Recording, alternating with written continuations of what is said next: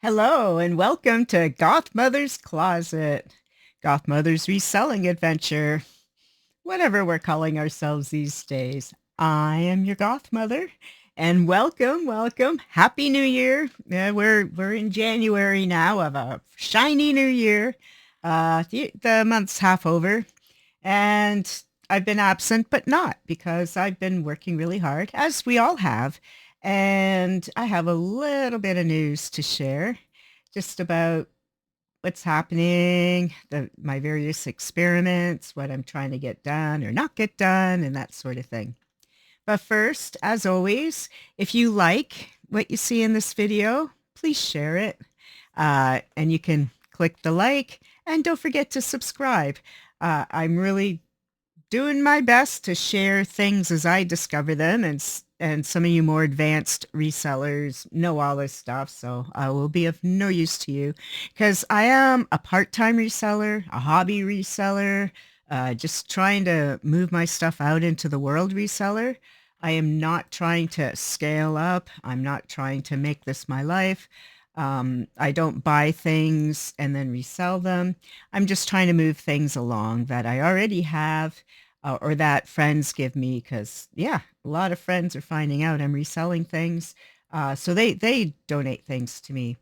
And then I realized too on my eBay channel, I have a picture of little goth kitty. That's my grand kitty, one of my son's cats.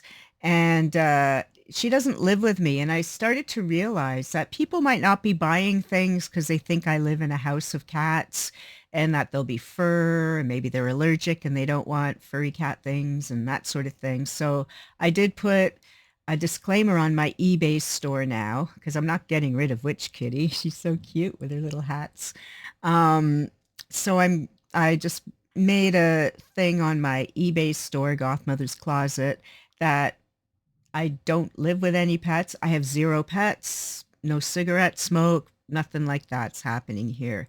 I haven't had a cat in about 15 years, and I haven't had a dog in about 20. So this is completely, and especially this new apartment, I've only been here 7 or 8 years, complete pet-free zone. So when you buy stuff from me, you don't have to worry about fur and stuff like that, except there is one friend who donates stuff to me, and she has dogs, and sometimes there's dog fur, and I'll do my best to remove it.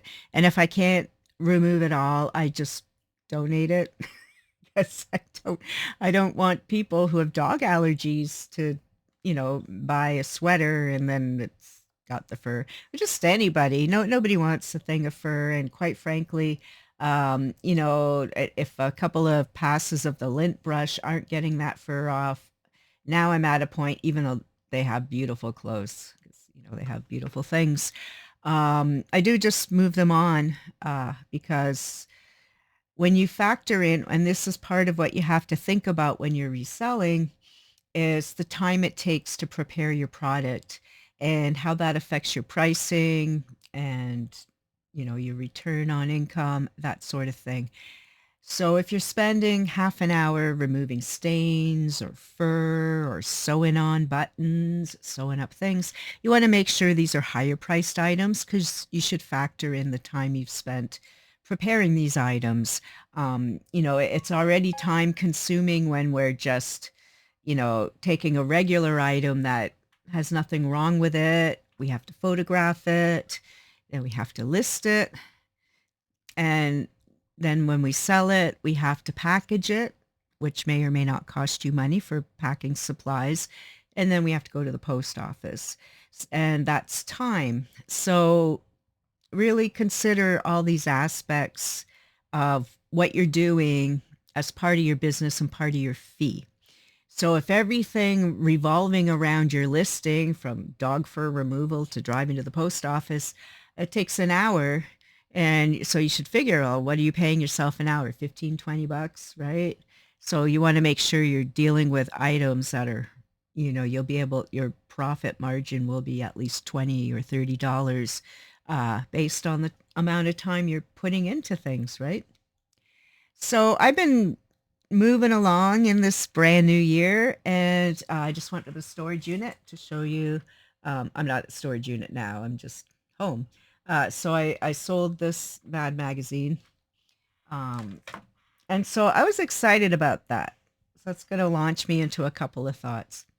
First of all, that particular Mad magazine, there's like hundreds of them on eBay. Hundreds. A lot of my Mad magazines are in really crappy condition, and some of them are in really good condition. This one's actually in really good condition, but the process I'm using to deal with my magazines doesn't really allow me to know what condition I'm dealing with. And what I mean by that is with that particular batch of magazines, I went to the storage unit with my son, and I hadn't prepared because there's been a couple times now where I've had him help me photograph. And when we weren't doing these magazines, I would look at things and I realized I had to know what they were. But with this particular batch of Mad magazines, he photographed probably 30 or 40 of them. And I have no idea what condition they're in. I know most of them in that batch are terrible condition. Some of them have things cut out of them. They're ripped, they're torn, they're waterlogged. Might be address, or my mom was always stamping her name on things in case people stole them. You know, who's stealing your Mad magazines, Mom? I don't know. Me. Anyways, so I just kind of have a blanket. They're all in not great condition kind of thing on the eBay store, whether it's true or not on this particular batch. And so lucky for this buyer, I just pulled this out when I was at the storage unit. I looked through it, like I pulled it out of the packaging and I looked through it, and this one's in excellent condition actually.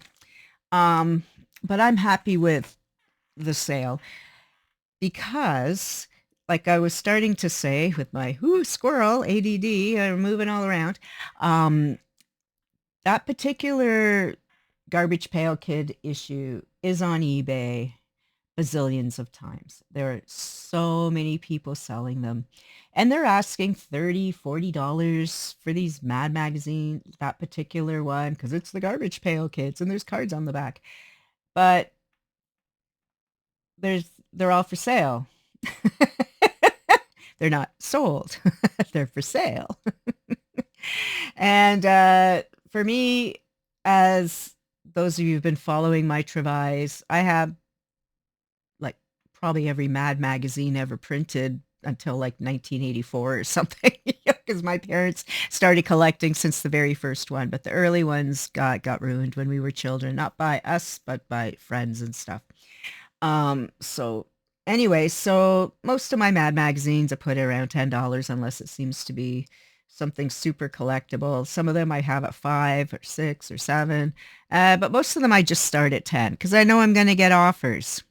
So sure enough, I posted this baby. Um, we He actually photographed it a week or two ago, but I didn't list it until I believe it was Thursday night. Yeah, I think it was Thursday night when that listing went up. All I know is that the listing went up, and a few hours later, I got an offer on it.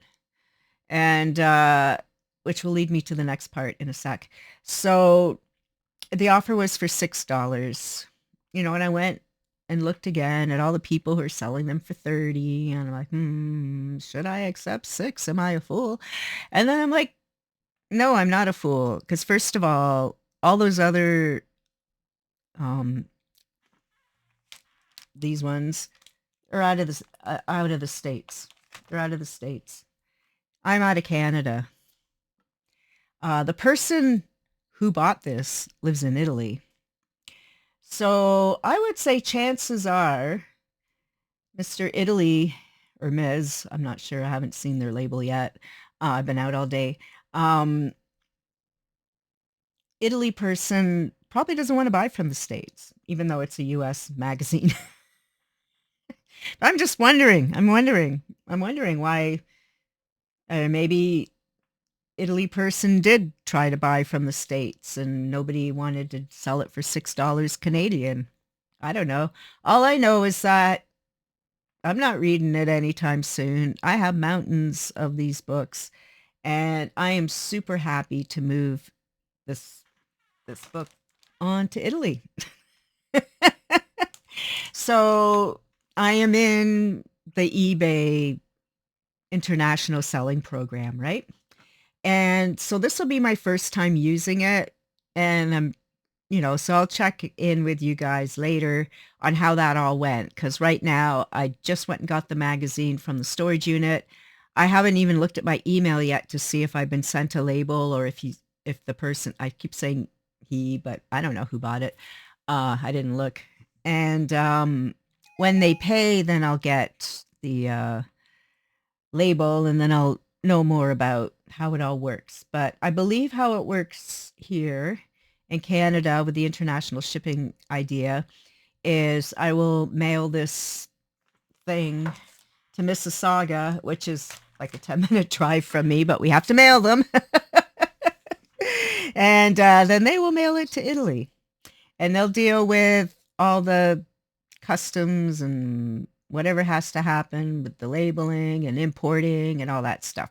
So that's super exciting. And then so the second part of what I wanted to say about this particular order is that I did use List Easier, and I talk about it now and again, and I was super frustrated with it, for the longest time, and but now they've updated it a few times, and I watch Josh talk about it every day at noon. I don't sit and watch it at noon every day. I'll try and watch a replay if I haven't heard it. And because he's given all the scooperoo on how to use the program, and other people are chiming in on what's working for them and what isn't. And when I was working with Josh on trying to troubleshoot the problems I was having, which I'm not having anymore really.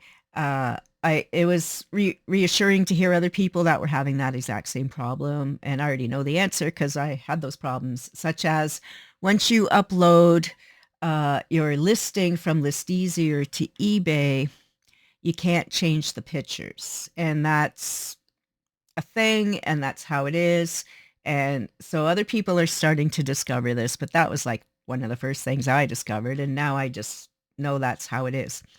But I want to say that now List Easier has just launched what they call Flex. And this is what I've been waiting for, because right now they have what's called batches. And this is where, you do like all magazines or all comic books or all records or all, everything's a similar type of product, and you make a template, and then you kind of tinker with each template.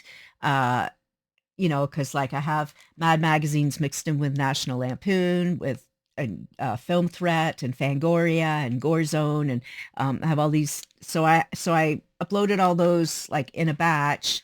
I just called it magazines. I do have a Mad magazine template I'm using because I've got hundreds, and then I have another template I've created called magazines, and I'll whatever fistful of magazines I grab that day, that's what's going in there. So it has gotten super accurate with these types of listings. I did not have to correct one. I've done about, I think, 60 listings over the last couple weeks now but the new, no, I don't want to say couple weeks, couple days, because they just uploaded the Flex and the revamped. So they've revamped the, or however you call it, updated, upgraded, whatever, a few times over the, um, since they just launched it, last month or whatever. So it still has growing pains and all that. But with the magazines and comics, I did not have to correct one thing. I had about 60 listings, and I didn't have to correct any of the titles like I did. Remember, I was trying about a month ago about to change all the titles. It didn't read it correctly, blah, blah, blah, blah. Everything, every title was correct. It knew what this was. And said a lot of stuff about it. And so one of the things Josh emphasizes with using List Easier, it's a mouthful, is that part of what they're trying to promote with that product is that it will rank you higher in the search engines, and Google and all that stuff. So I'm thinking that might be true because, like I said, there's bazillions of these magazines up on eBay, like bazillions. And they chose mine.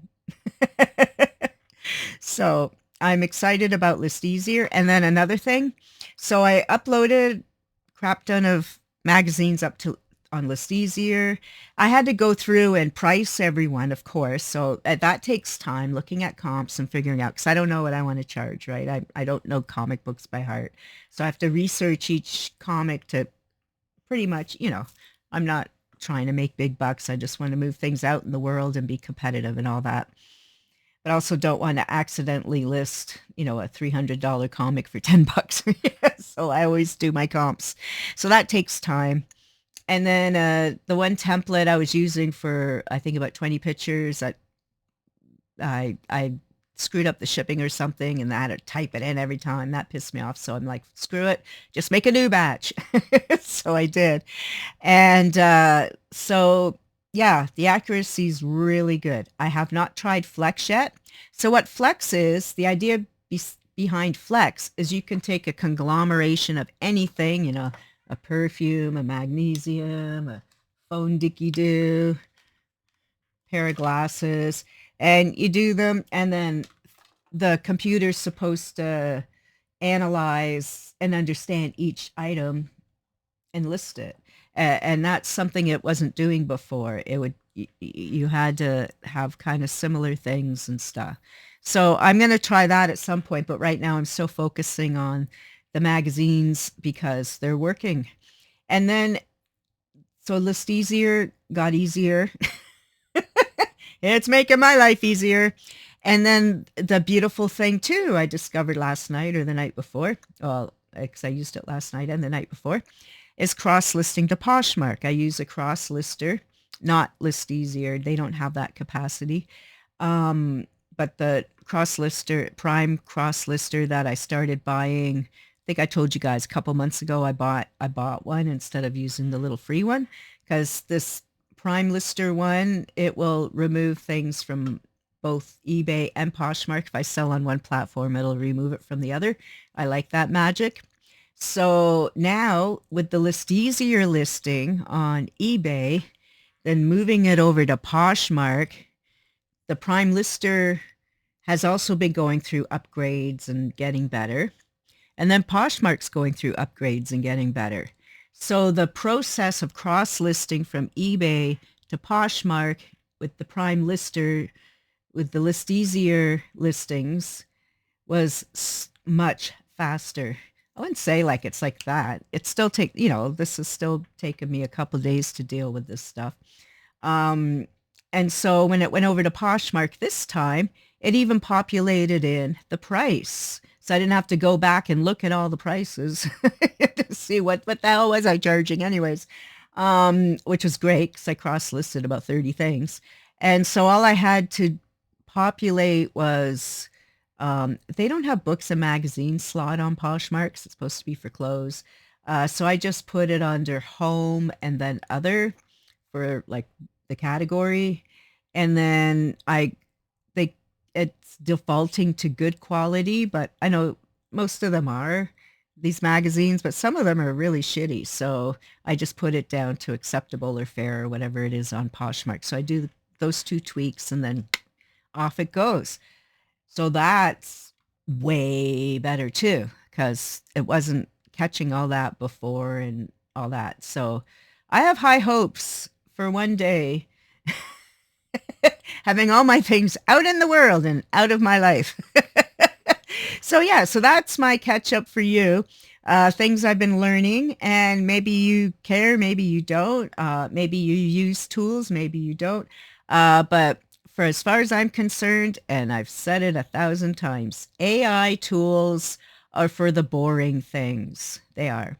AI tools are for the boring, tedious, mundane, repetitive stuff that humans don't want to do. We want to shop. We want to, do all the other things. We want to actually do the things we want to do with our lives, but we have to do these jobs, like such as my job being Poshmark and eBay, and got to make a couple bucks. So I have zero issues with using AI to list my products and to cross-list my products. Definitely list easier is AI. I don't know if the cross-lister is AI. I don't know. And then it just is easier. And that gives me time to actually have my real career, my real life.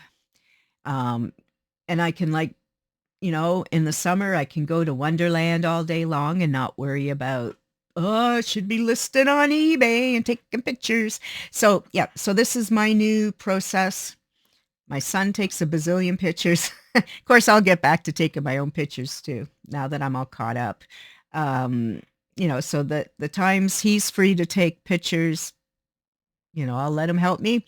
Other times I'll take my own pictures, put it on List Easier for eBay, cross list with Prime Lister over to Poshmark. So that's what I'm doing these days.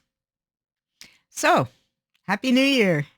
And let me know what processes you use and what time-saving tips and tricks you might have, because I want to know all the time-saving things and the things that don't hurt and the things that make life easier. Because, man, who doesn't hate listing? I don't know, but I like it more now that I have tools. Tools, tools, tools. And yeah, so have a fantastic day, and we'll talk soon. So don't forget to like, share, and subscribe. Bye.